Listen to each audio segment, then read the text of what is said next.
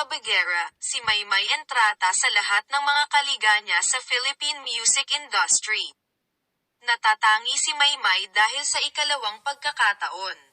Muli siyang bumida sa Times Square sa New York City para ipangalandakan ang pagiging sak-alam niyang music influencer.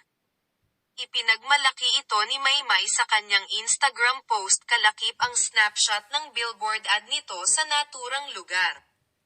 At nakakabit dito ang mga subtitle na Spotify equal na siyang nagdala sa NY sa kanya. Ipinagmalaki ito ni Maymay Entrata.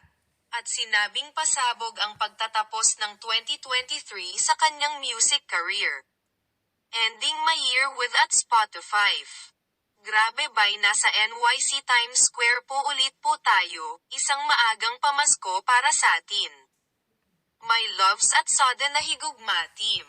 Maraming salamat po at Spotify Asia at Starpuff. Tilang inangat ng inggit ang ibang mga kapwa singers ni Maymay Entrata lalo na sa kanyang variety musical show sa Kapamilya. Sa dinami-dami ng mga kaibigan ni Maymay Entrata sa Kapamilya, tanging sina Shasha Padilla, Angeline Quinto, Kakay Bautista, Rina Morales at Darren Espanto lang nagpakita ng kanilang suporta sa tagumpay ng Visayan singer.